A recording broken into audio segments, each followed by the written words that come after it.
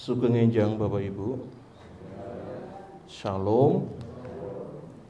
Katentreman saking Gusti Yesus tansah wonten ing manah kita sami. Amin nggih. Sanadyan musime mboten musim duit, ning musim napa? Batuk, musim penyakit, ning Gusti mboten nate nilar dumateng gesang kita sami. Lan tetep wonten katentreman, tetep wonten karahayon ing gesang kita pribadi lepas pribadi. Bapak Ibu, irah-irahan kagem renungan ing wanci enjang menika menawi basa Indonesia niku ngeten. Etika hidup sebagai ibadah keseharian. Wah, niki nek Jawane kula mikir sewengi niki. Jawane kula sak saged sak gadug-gaduge kula niku kula kepareng matur ngeten. Unggah-ungguh minangka pangabekten ing padin tenan. Mumpun lah member-member sithik nek salah kula dilingno mangke nggih. Ning paling mboten saking tema niki Bapak Ibu paham nggih? Etika itu sebenarnya sebagai sebuah ibadah. Etika gesang sak saben dinten niku lho Pak Bu. Itu adalah merupakan sebuah ibadah. Badah. Awit menawi kula pelajari kata ibadah dari kata apa niku kula sederhanakan mawon iki. Jadi Bapak Ibu, etika niku kula samiaken kalih unggah-ungguh, dados arti dari etika itu adalah ilmu yang mempelajari tentang apa yang baik dan apa yang tidak baik. Niku etika. Contohnya pripun? Contoh sederhana Bapak Ibu, contoh sederhana. Nek ngidu niku empun ngarepe niku saru, niku etika. Nok bangku kuliah ora diajari iku. Ning wong tua mesti ngajari. Nek berpakaian yang sopan. Kathah kan nek sonten liwat niku roke durung dadi ngoten cukup-cukup. Kadang etika-etika kayak gitu sudah semakin dilupakan. Trennya saiki kathoke cukup. Cewek-cewek niku. Mungkin semakin menambah kecantikannya berapa kilo ngoten mbok menawi. Padahal nek wong Jawa ngarane iku saru. Iku ya ora diajari ten bangku kuliah.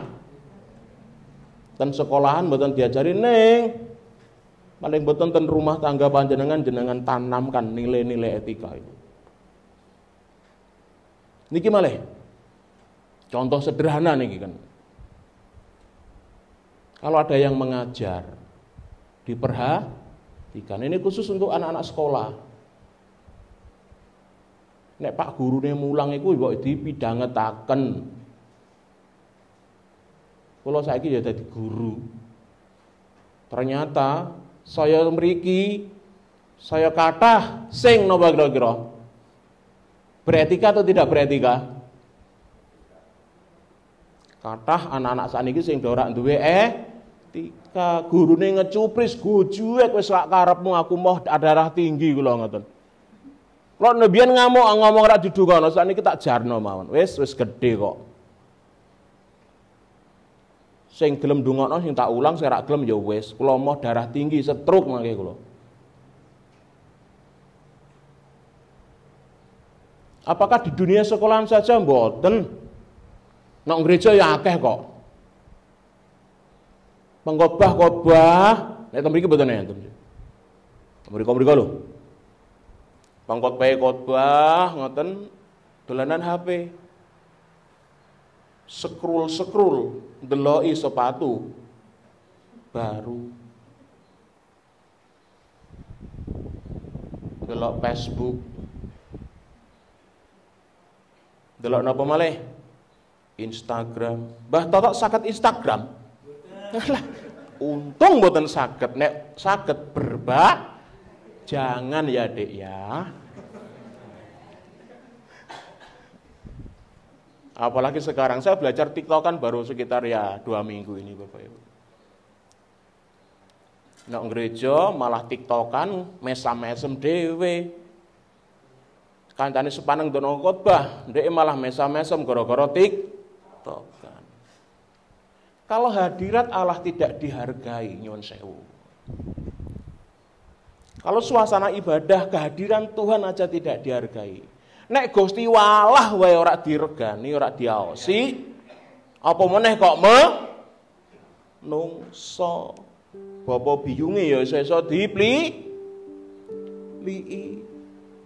Nek bapak ibu wis dipilih apa meneh kok wong liya. Etika sekarang ini semakin menipis dan semakin habis, Pak.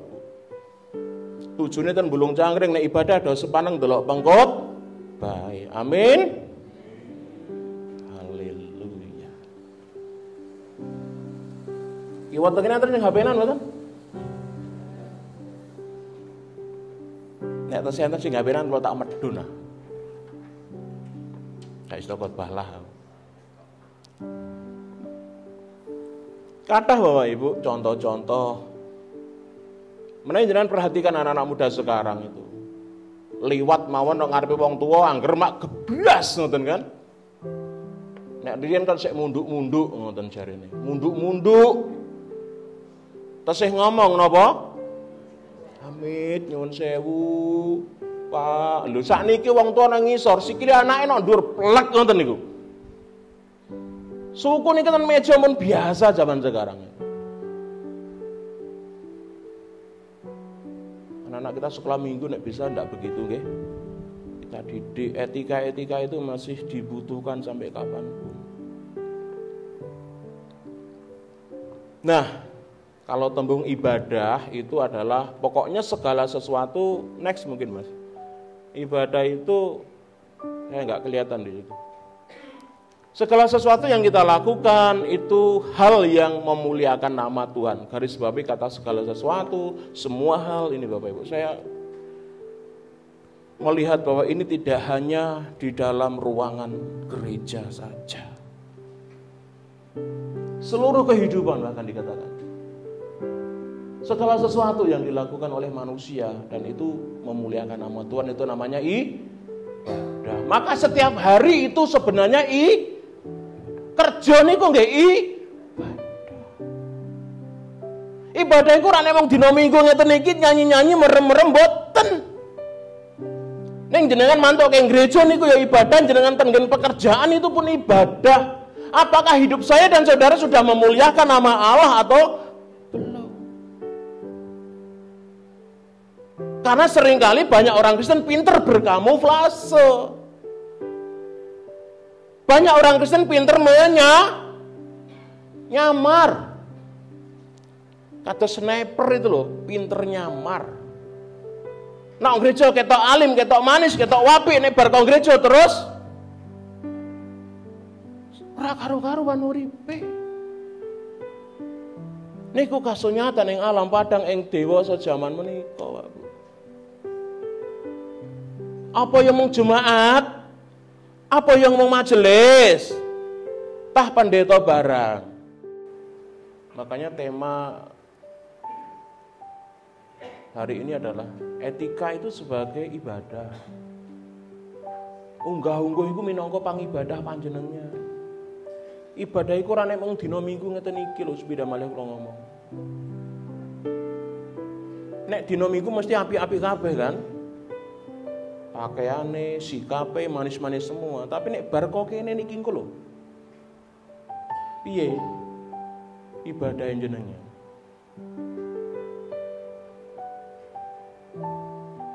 Jadi jemaat bulung itu kan sekarang maneka warni dalam pekerjaan. Ada yang wira swasta, ada yang guru, ada yang karyawan swasta, ada yang peternak, ada yang pengusaha kecil-kecilan kan, getuk, ini Mbak Abi, itu pengusaha. namanya usaha. Apapun profesi kula jenengan, Pak Bu. Apapun pekerjaan kula jenengan itu adalah sebuah bentuk ibadah. Apapun pekerjaan jenengan itu ibadah. Karena orang akan melihat hidup kita, orang akan memuliakan Tuhan atau orang akan mempermalukan Tuhan itu melalui hidup kula jenengan setiap hari. Kalau menjadi pekerja, jadilah pekerja yang baik. Orang gampang golek wajah. Golek wajah niku golek napa bahasa Jawane? Ewah kula ngomong ngono, mosok pengkhotbah ngomong rai ngoten saru. Oh iya ya. Banyak karyawan-karyawan yang golek menjadi isin kula ngomong. Pegawai Kristen senengane ndilati niku. Penjilat. Nama Tuhan enggak dipermuliakan dengan hidupnya Bapak Ibu seperti itu. Meneh kok seneng korup.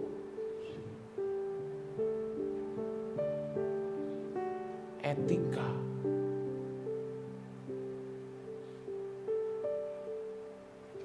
Adalah ibadah. Bareng kula merenungkan iki firman ngamplengi aku dhewe Gusti. Rasane panas kabeh kula. Karena saya pun tidak sempurna. Saya pun banyak kelemahan. Apakah kita lebih baik Bapak Ibu dari mereka tadi, dua pendeta tadi? Apakah hidup kita saat ini apakah lebih baik? Walaupun kita enggak melakukan hal yang persis sama seperti yang mereka lakukan. Kalau kita mau jujur dan kita mau akui, kita pun masih seringkali menyakiti orang-orang yang di sekitar kita. Mungkin kita tidak menyakiti fisiknya, Pak Bu. Yeah. Tapi tidak kita sadari kita sedang menyakiti hatinya.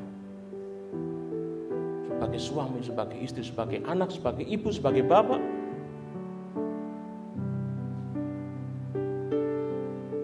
Kita sering menyakiti orang-orang yang kita kasih dan orang-orang yang ada di sekitar kita. Bukan kekerasan secara fisik,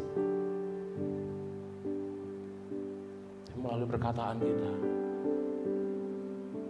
Seperti pisau tajam yang menghunjam-hunjam hati anak-anak kita, istri kita, mertua kita, bapak kita.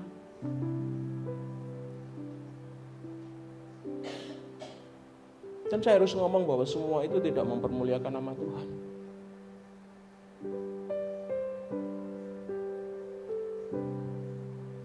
Saya tidak menyebut satu dan satu, tapi ini untuk kita semua bahwa kita diingatkan Tuhan bahwa ibadah itu ora mung dina Minggu. Neng omah setiap hari niku nggih ibadah. Jangan sampai kita menjadi penyamar-penyamar yang terbaik di dunia. Nek gereja ketok apik, nek omah perang dunia ketiga.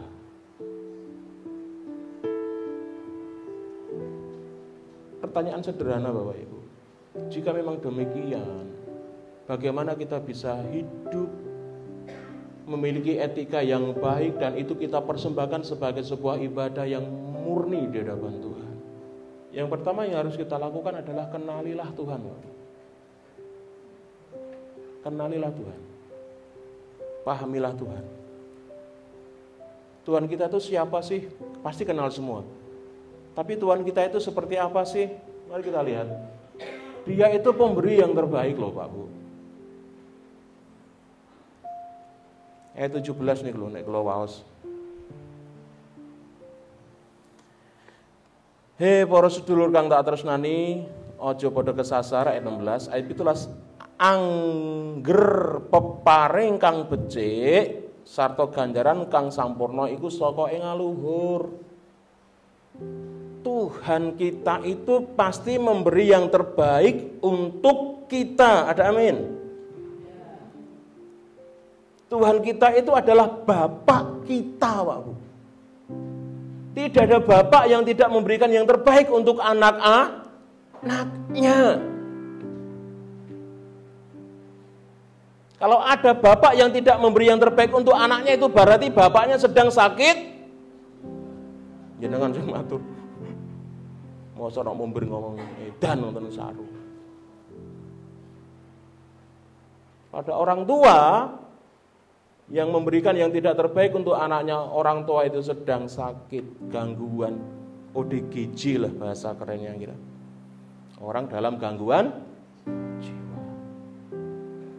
Bapak itu pasti akan memberi yang terbaik.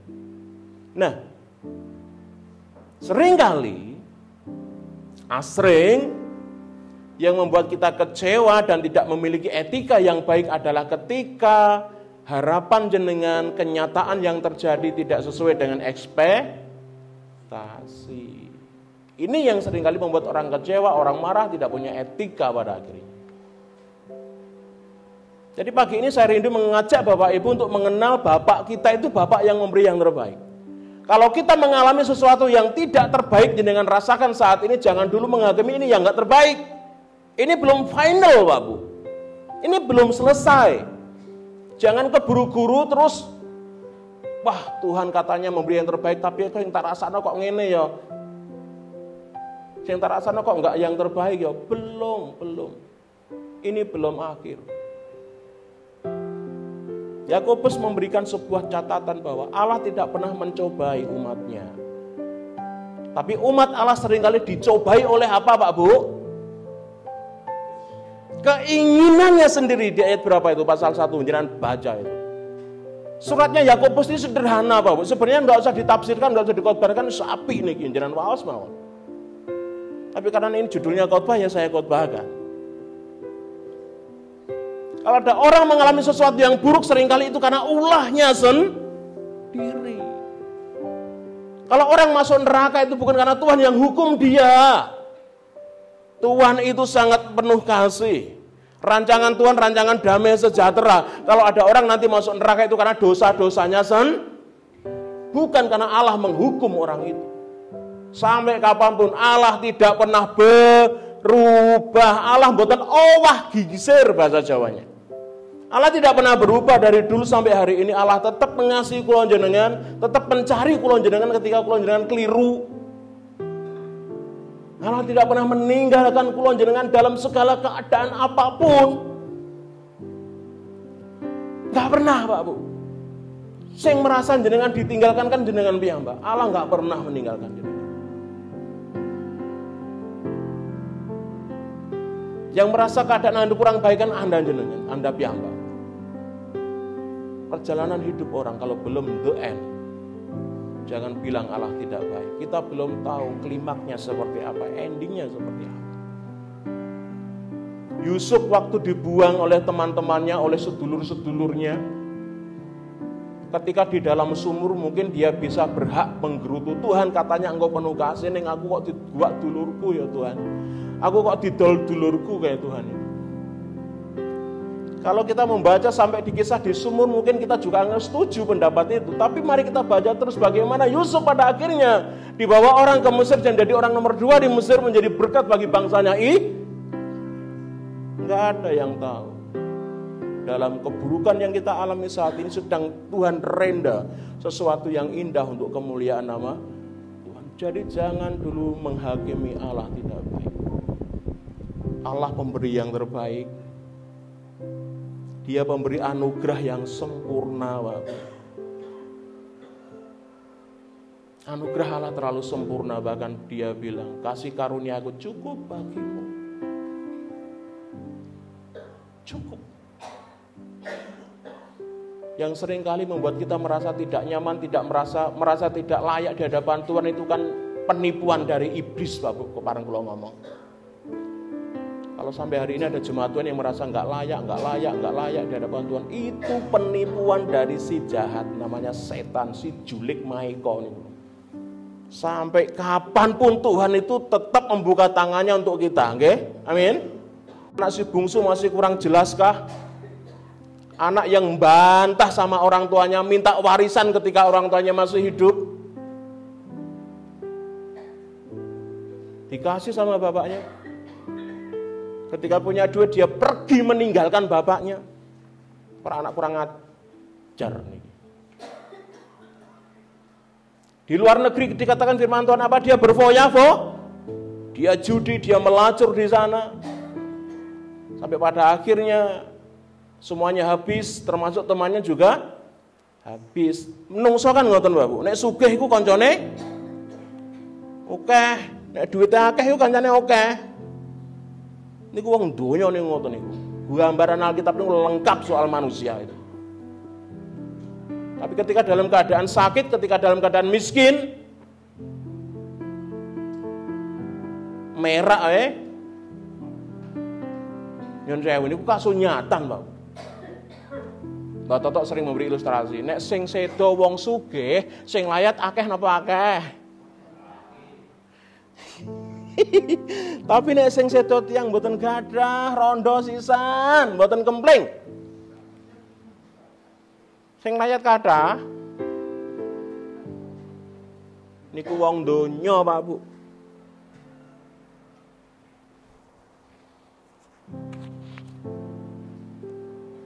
Meskipun demikian, anak yang bungsu tadi, ketika sudah nggak ada pilihan, dia ingat bapaknya. Bapakku punya banyak makanan, bapakku punya banyak pekerja.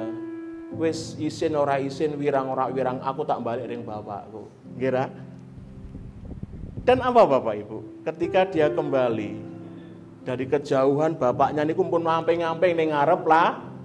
Setiap hari bapaknya ngamping-ngamping ning ngarep lawang menantikan anaknya sing kurang diajar niku wau balik ternyata. Ketika dia melihat anaknya gentoyongan karena tidak makan beberapa hari, bapaknya apakah diam saja? Bapaknya lari mendekati anaknya itu. Dipeluk. Sak nakal-nakale anak bungsu niku wau, sak kurang-kurange diajar anak bungsu itu, Tuhan tetap membuka tangannya untuk dia kembali. Sak nakal-nakale Aan, sak nakal-nakale Bapak Ibu sedaya. Hari ini saya mau sampaikan, Tuhan mengasihi kita, Tuhan menantikan kita. Dia rindu setiap saat kita kembali kepadanya. Amin. Jadi kalau Anda dihakimi oleh si jahat, ora pantes, saya yakin itu penipuan dari si jahat. Itu penipuan dari si iblis, tengkeng mawon Mbak Bu. Dalam nama Yesus pergi. Aku sudah ditebus dengan darah. Aku milik Tuhan sampai kapan? Kenali Tuhan Bu, kenali Tuhan. Tuhan yang jenengan kula itu sampai seperti itunya.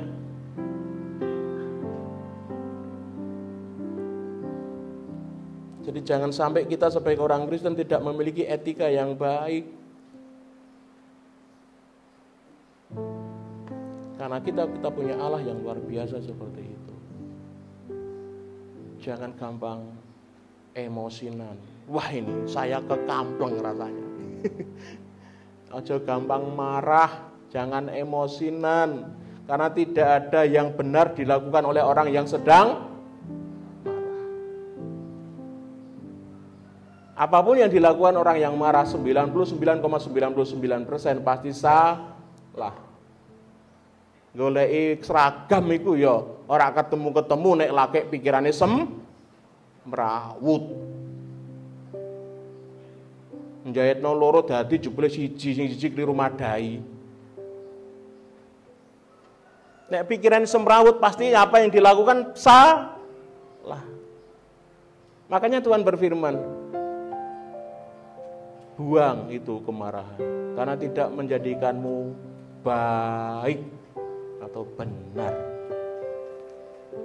Jadi jangan pernah menyalahkan Tuhan, Pak Bu. Jangan pernah menyalahkan keadaan. Sing penting ono Gusti Yesus. Oh, saya suka sekali lagu ini. Ono Gusti Yesus masih yo uripmu, akeh masalahe. Ono Yesus ono mujizate, sing penting ono Gusti Yesus. Oh, ono Gusti Yesus masih ya uripmu akeh masalahe beres kabeh. Sing penting ana Gusti di dalam hati kula jenengan. Tuhan tidak mungkin jelomprongno kula jenengan. Tuhan sudah merenda sesuatu yang baik buat kula dan panjenengan. Kenalilah Allah jenengan sehebat itu. Jadi jangan sampai etika kita rusak gara-gara kita marah sama Tuhan, marah sama keadaan, marah dengan orang-orang di sekitar kita. Eman-eman atine. Sering kali saya bilang gitu, wong dengkul mau wis lara terus nggih Bapak nggih. Ora usah mikir lara, nambah-nambahi lara. Jadi kenali Tuhan. Kenalilah Tuhan, Pak Bu. Mengenali Tuhan itu ora mung sebulan, 2 bulan, Pak Bu. Proses seumur hidup. Tidak perlu topo di Gunung Kendeng atau di Puncak Muria dengan mengenali Tuhan itu. Baca saja firman Tuhan. Tuhan akan bicara sama jenengan melalui firman-Nya. Ada amin? Itu yang pertama. Mpun ngantuk? Nek mpun ngantuk empun loh saya ini. Saya itu jujur mawon. Daripada kesuwen belenger mboten mudengan malah eman-eman. Mending tak khotbanone minggu ngarep. Derek nggih, Mbak Kris? Semangat Mbak Kris. Yang kedua Pak Bu, supaya kita memiliki etika yang hidup untuk beribadah. Supaya kita sebagai orang Kristen itu memiliki etika yang baik sebagai bentuk ibadah kita di hadapan Tuhan. Ayat 21 mengatakan seperti ini. Mulane padha biraten sak rupaning rereget sarta piyala kang keliwat akeh. Ngeri ge bahasane ini.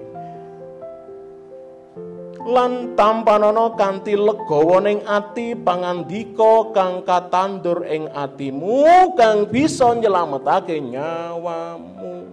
Artinya ayat 21 ini mau mengatakan terimalah firman Tuhan dengan legawa ning ati. Terimalah firman Tuhan itu dengan tulus hati, Pak Bu. Kemarin kita habis PA ya, di mana itu? Sebelum Tesalonika itu Kolose kan. Kenapa jemaat di Kolose begitu menghibur hati Paulus gitu ya? Karena ada perubahan-perubahan hidup melalui firman yang bekerja dalam hatinya.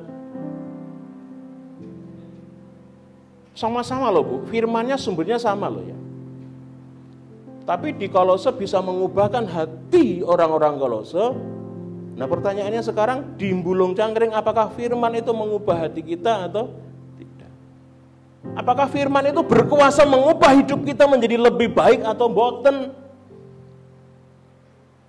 Ini menjadi pertanyaan perenungan kita pagi ini. Karena firman Tuhan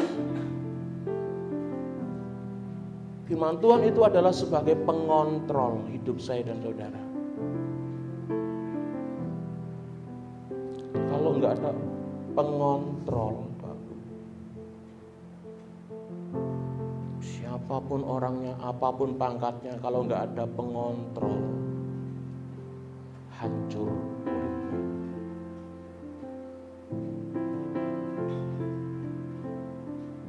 21 itu mengingatkan kita semua, terimalah firman Tuhan dengan legowo. Siapapun yang menyampaikan, imani itu adalah Allah yang bicara kepada kita.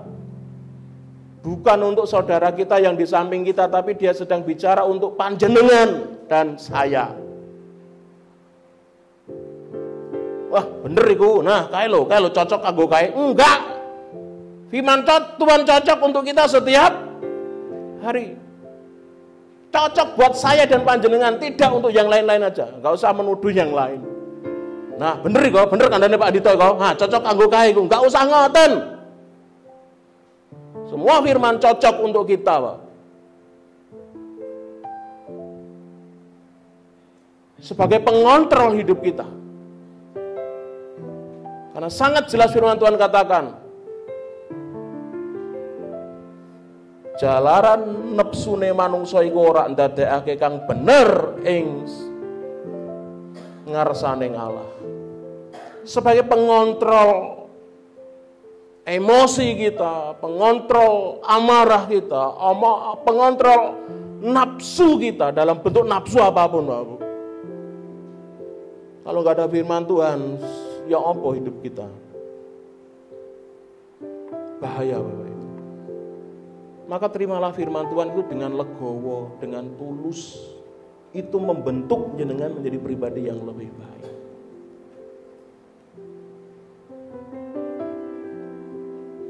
Firman Tuhan itu membersihkan hati, Bapak. Nah, nek empun sudah dikontrol hidupnya. Ada satu hal lagi yang firman Tuhan kerjakan, yaitu firman Tuhan itu berkuasa, Bapak. Enggak ada kuasa untuk membersihkan hati nih kula jenengan. Firman Tuhan katakan biraten. Biraten itu apa sih? Napa, Bapak? Birat apa ya? Buang. Birat itu pergilah, buang, singkirkan gitu. Ayat 21, mulane padha biraten sak rupane ngrereget, Pak Bu. Napa sing dadi rereget ning atine kula jenengan ini adalah penghalang firman Tuhan sampai ke hati jenengan dan saya. Ayat 21 itu. Kemarin dulu sudah pernah saya bilang kan, sampah itu sampah, buang-buang. Kalau firman Tuhan itu tidak dikasih ruang di hati kita, ya akan bendal. Nek atine urung resik, ora ana tempat untuk firman Tuhan. Nah, contoh real reget niku napa sih? Ya niku wau gwething karo A, gwething karo B, gwething karo C. Lah ini nek kebak nang jero ati, ibarat ati itu wadah, Pak Bu. Nek pun kebet, ya firman Tuhan datang bendal, buang dengan kuasa firman Tuhan. Ini cocok kanggo sinten kira-kira firman ini? Halo Pak Bu, firman ini cocok untuk siapa? Mboten usah ndudingi wong liya, cocok kangge kula niku. Selain kekotoran-kekotoran dalam hati, apa lagi dikatakan? Kejahatan.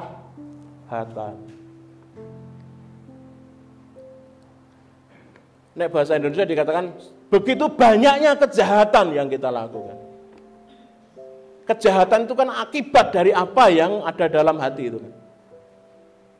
Jadi Bapak Ibu, jagalah hatimu dengan kewaspadaan itu betul. Karena apa yang kita ucapkan, apa yang kita lakukan itu adalah wujud nyata dari apa yang tidak kelihatan di dalam hati kula jenengan iki lho. Ora bisa dihapusi niku, Bapak Bu.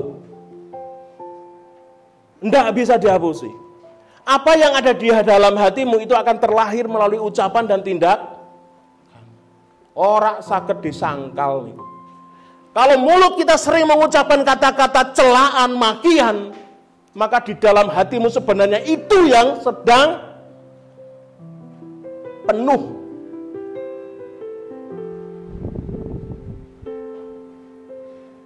Kalau di dalam hati kita penuh dengan kebencian, maka perlakuan kita, tindakan kita pun akan menunjukkan itu. Oleh sebab itu, sekali lagi, selain kita mengenali Tuhan, terimalah firman Tuhan. Karena hanya dengan kuasa firman-Nya, hidup kita bisa dikontrol, hidup kita bisa dibersihkan, dan kita akan merasakan yang namanya damai sejahtera.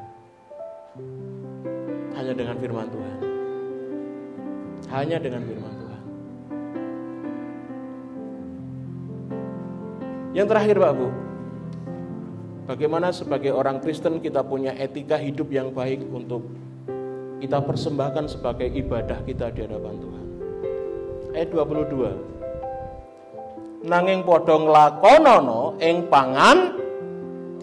Pun cetha kan, niki kok usah ditafsirno. Yakobus niki nek jenengan waos pun wah sudah cetha sekali ini. Kenali Tuhan, terima firman-Nya, dan yang terakhir apa? Lakukan firman-Nya. Nek mboten Pak Bu, kula jenengan ora ana ajine dadi wong Kristen. Coba jenengan perhatikan ayat 26.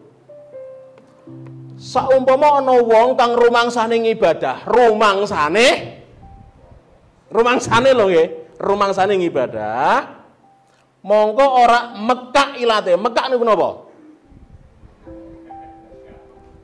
Mengekang lidahnya, omongane sak karep-karepe dhewe, sak muni-munine dhewe, iku ngapusi awake dhewe lan pangibadahe napa? Pangibadahe tanpa guna. Rumangsane wis ngibadah wis apik uripe, ning ternyata tanpa, kadang kula wedi Pak Bu. Senin persekutuan doa mangkat. Rebo mangke biasanya dijak Om Abed online. Pelayanan nih. Kemis mesti PA. Kadang ya Jumat barang. Kadang kalau untuk ibadah niku ibu-ibu yang kebagian jadwal. Minggu engko tesen dari ibadah pemuda remaja. Minggu pelayanan. Tapi nek mung omong-omong tok, itu ngapusi awake dhewe. Pelayanane tanpa guna. Sing ngomong aan napa firman Tuhan? Nek kula nek jenengan mboten seneng sing tak omongno, ya sama ini plek lo ngomong sama plek ini. Ora tak tambah, ora tak kurangi.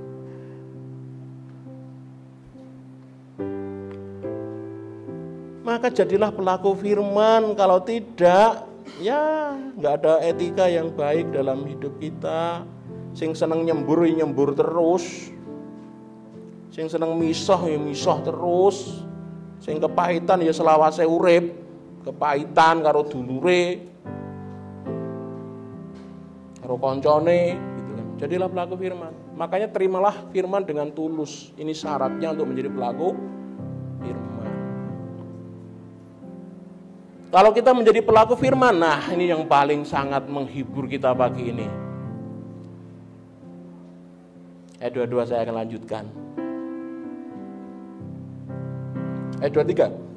Sebab menawa wong mung ngrungokake pangandikan wae mung ora nganggo dilakoni iku kaya dene wong kang lagi namatake raine dhewe kang saknyata ana ing pangilon.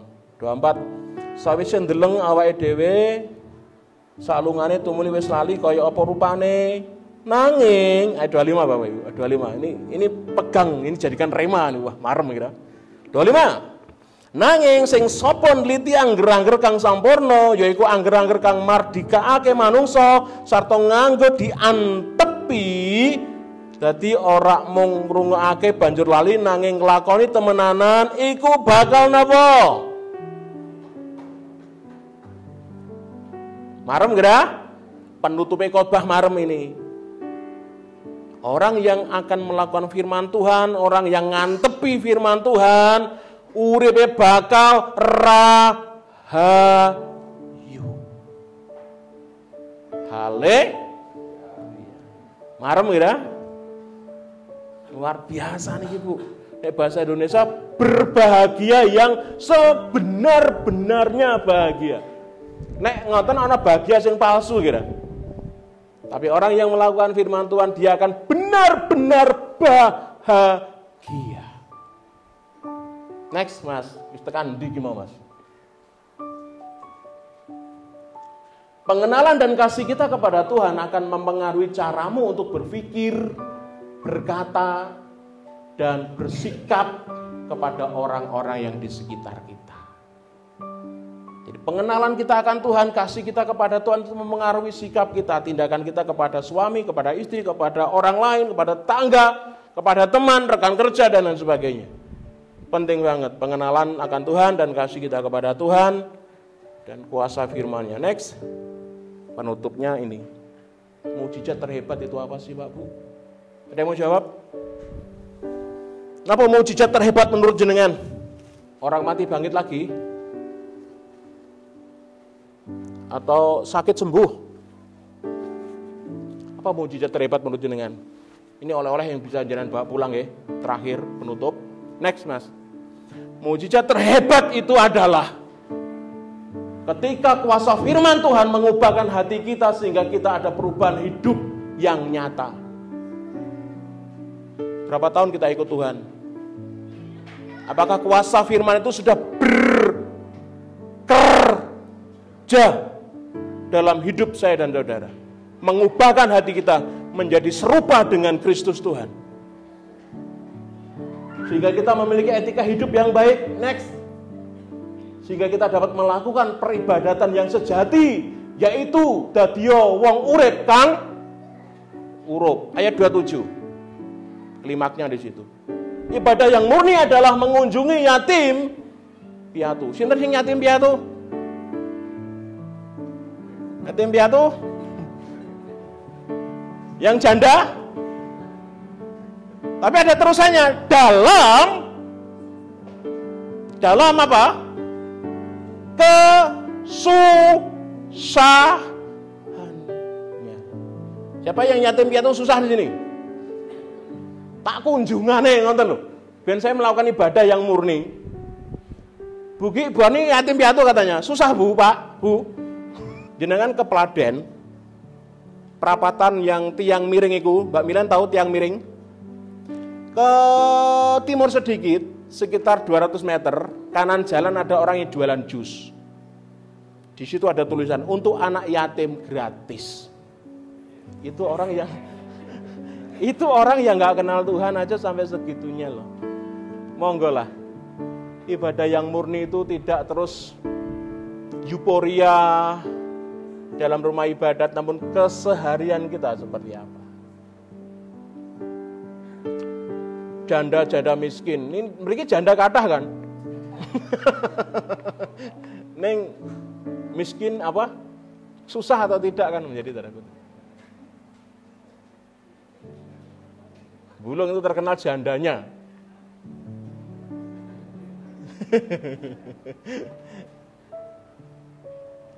Jadikan hidupmu berdampak, berbuah, berarti bagi orang lain yang sangat membutuhkan. Yang sekiranya mungkin orang itu tidak bisa membalas kebaikan jenengan, Pak Bu. Nek jenengan ngaruh-ngaruh dibalas itu namanya nyumbang. Orang nyumbang kan dicareti sekarang. Si A 300 ben balekno 300. Lakukan dengan tulus hati tanpa minta imbalan atau pamrih apapun. Jadikan hidupmu berguna dalam keterbatasan kita. Biarlah orang lain menikmati buah-buah etika kekristenan kita. Itu adalah ibadah kita yang sejati. Tuhan memberkati.